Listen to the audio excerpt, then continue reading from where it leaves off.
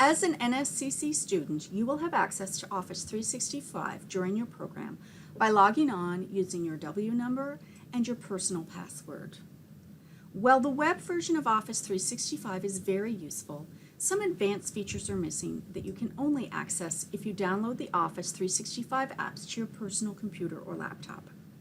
You are able to download apps including Microsoft Word, Excel, PowerPoint, Outlook, Teams, and Notebook to your personal device. Once you have logged in to your Office 365 account, look on the right-hand side of the screen. You will see a link called Install Office. When you click on this link, you will see an option for Office 365 apps. Click on this link. You will see that the installation software for Office Setup will download automatically to your computer. You will also see an image that will walk you through the quick steps to install on your device.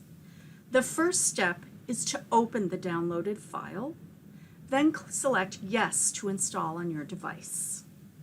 Once this is done, you can open any Microsoft 365 app and sign in with your W number at campus.nscc.ca username and your personal password. Logging in confirms that you are an NSCC student with access to Office 365 and also allows your device to sync or share your documents with the online version. This allows you to access all of your course materials and documents from anywhere with an internet connection.